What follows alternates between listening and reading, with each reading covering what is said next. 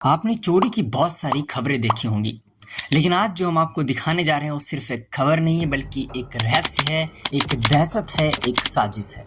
जी हाँ, कर्नाटक के बेलोरी जिले के एक बैंक से 53 करोड़ का सोना गायब हो जाता है, लेकिन छोड़ दी जाती है एक गुड़िया। हाँ, आपने सही सुना, एक गुड़िया जिसे किसी दुल्हन की तरह सजाया गया था। सवाल ये नहीं है कि चोरी कैसे हुई, सवाल ये है कि चोरी होने के बाद चोर एक गुड़िया क्यों छोड़ जाएगा। उसके माथे पर सिंदूर था, चेहरे पर हल्दी लगी थी, चूड़ियां उसके हाथों में थी और वो सीधे टूटी हुई तिजोरी के सामने बैठी थी। क्या ये कोई धार्मिक संकेत था, या कोई डर फैलाने की साजिश, या फिर एक साइकोलॉजिकल ट्रैप? दोस्तों, मामला है कैनरा बैंक बेल्लोरी ब्रांच का। 25 मई की सुबह जब ब्रांच खुला तो एक लॉकर टूटा हुआ मिला और उसमें रखा 53 करोड़ का सोना पूरी तरह से गायब था। बैंक में कई लॉकर थे, लेकिन चोरों ने वही लॉकर चुना जिसमें सबसे ज्यादा सोना रखा था, और इसी के सामने गुड़िया को बड़े सलीके से बैठाया गया था। सवाल अब भी वहीं का वहीं है कि गुड़िया क्यों? दोस्तों, जांच जैसे जैसे आगे बढ़ी, चौंकाने वाली बातें सामने आई। चोरी से पहले तीनों चोरों ने बैंक रॉबरी पर फिल्में और वेब सीरीज देखी। चोरी की तारीख चुनी गई थी 23 मई, जिस दिन आईपीएल में आरसीबी वर्सेस एसआरएच का मैच था। प्लान ये था कि अगर आरसीबी जीतती है तो पूरा शहर जश्न में डूबा होता और चोर चोरी को अंजाम दे देते, लेकिन बदकिस्मती से आरसीबी हार जाती है। ऐसे में प्लान टाल दिया जाता है और नई तारीख तय की जाती है 25 मई, और इसी रात 53 करोड़ का सोना लेकर चोर फरार हो जाते हैं।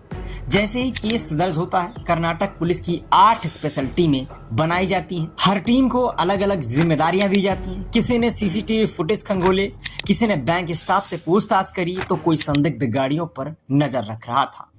और यही मिलता है पहला सुराग।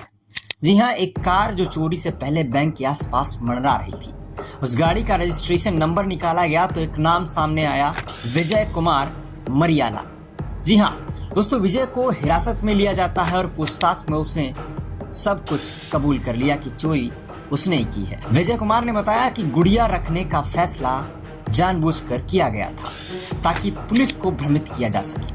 उनको लगे कि कोई मानसिक रूप से बीमार चोर था या कोई धार्मिक गतिविधि से जुड़ा व्यक्ति था, लेकिन हकीकत ये थी कि ये प्लान का हिस्सा था। ये ध्यान भटकाने की एक चाल और केस को उलझाने की एक सोची समझी चालबाजी थी। तो क्या ये पूरा प्लान सिर्फ 3 लोगों ने अकेले किया? क्या बैंक के अंदर से कोई मददगार था? क्या चोरी के पीछे कोई और बड़ा नाम है? और सबसे जरूरी सवाल, क्या गुड़िया सिर्फ एक प्रॉप थी या कोई चेतावनी? नमस्कार, मैं हूं आकाश और आप देख रहे हैं STG Info TV। तो 53 करोड़ का सोना चुरा कर चोर भाग निकले, लेकिन छोड़ गए क्या? एक गुड़िया, जो अब सिर्फ एक खिलौना नहीं, भारत की सबसे रहस्यमयी चोरी का चेहरा बन गई है। ये सिर्फ डकैती नहीं थी, एक साइकोलॉजिकल वार था।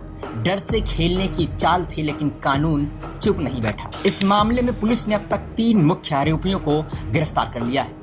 चोरी में इस्तेमाल हुई गाड़ी जब्त की जा चुकी है और 24 करोड़ से ज्यादा का सोना भी बरामद किया जा चुका है। बाकी बचे सोने की तलाश के लिए स्पेशल इन्वेस्टिगेशन टीमें अब भी देश भर में दबिश दे रही हैं। आरोपियों के खिलाफ आईपीसी की धारा 457, 300C और 120B के तहत केस दर्ज किया गया है और इन्हें जल्द ही कोर्ट में पेश किया जाएगा, जहां इनको उम्र कैद या कठोर सजा हो सकती है। और अब एक सवाल आपके लिए, क्या आप मानते हैं कि ये सिर्फ 3 चोरों की करतूत थी, या इस खेल में कोई बड़ा खिलाड़ी पर्दे के पीछे बैठा है? जवाब हमको कमेंट में दीजिएगा, और अगला खुलासा हम बहुत जल्द करने वाले हैं। आप देखते रहिए STG Info TV, जहां खबरों के पीछे छिपे सच को उजागर किया जाता है। अगली बार फिर मिलेंगे एक और राज, एक और तहकीकात और एक और ऐसी रिपोर्ट के साथ जो आपको झकझोर कर रख देगी। तब तक के लिए सतर्क रहिए, सवाल कीजिए, क्योंकि अगली चोरी आपके शहर में भी हो सकती है। जय हिंद, नमस्कार, वंदे मातरम।